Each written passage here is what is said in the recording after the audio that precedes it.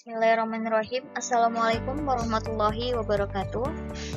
Perkenalkan, saya Andi Atika Tamara ingin mempresentasikan Islam di Spanyol dan pengaruhnya terhadap Renaissance di Eropa.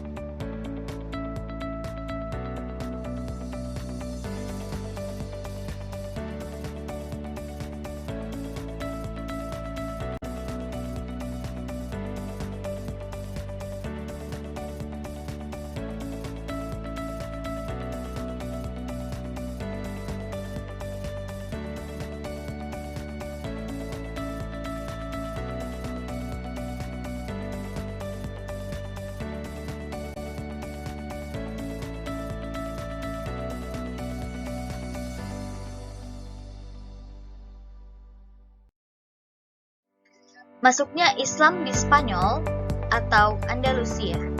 Spanyol diduduki umat Islam pada zaman Khalifah Al-Walid di tahun 105 sampai tahun 715 Masehi.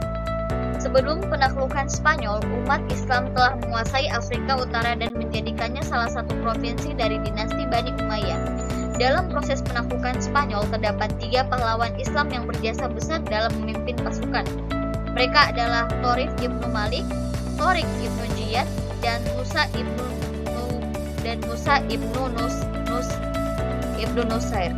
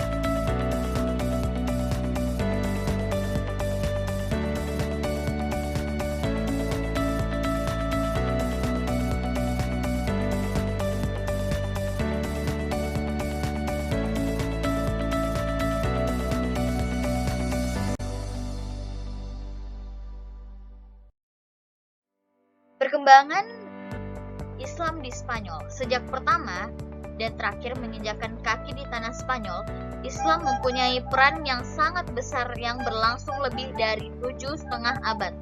Periode pertama di tahun 711 sampai tahun 755 Masehi, Spanyol di bawah pemerintahan para wali yang diangkat oleh Khalifah Bani Umayyah yang berpusat di Damaskus. Pada pemerintahan ini, stabilitas politik Spanyol belum tercapai sempurna. Periode kedua di tahun 755 sampai tahun 912 Masehi.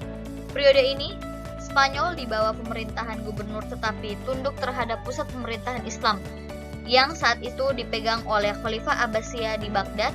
Umat Islam mulai memperoleh kemajuan-kemajuan, baik dalam bidang politik maupun peradaban.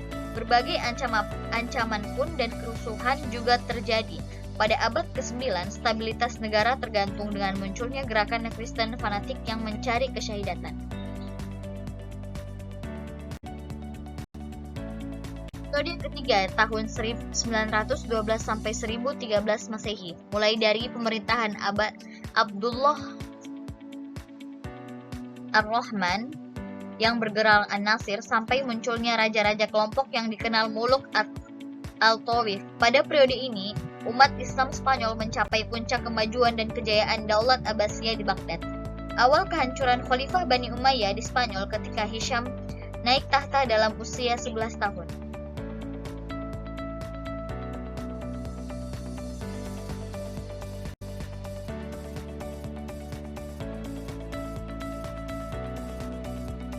Keempat, di tahun 1013 sampai 1086 Masehi, Spanyol terpecah menjadi lebih dari 30 negara kecil di bawah pemerintahan raja-raja golongan yang berpusat di kota seperti Sevilla, Cordoba, dan lainnya.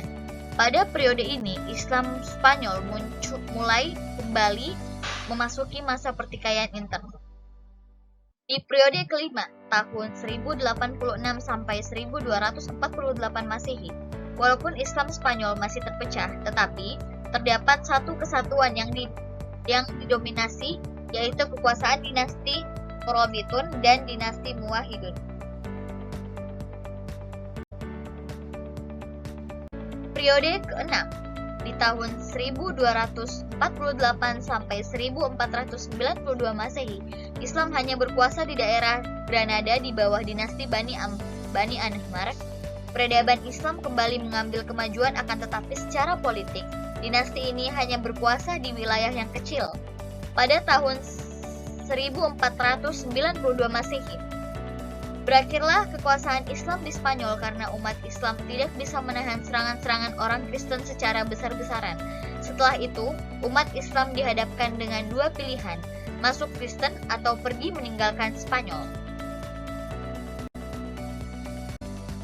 Kemajuan peradaban. Umat Islam telah mencapai kejayaan di Spanyol. Banyak kemajuan dan prestasi yang diperoleh umat Islam di Spanyol, bahkan pengaruhnya membawa Eropa dan kemudian dunia. Yang pertama yaitu bidang filsafat, bidang sains, bidang fikih, bidang musik dan kesenian, bidang bahasa dan sastra. Pengaruh peradaban Islam Spanyol di Eropa. Banyak saluran bagaimana Islam mempengaruhi Eropa.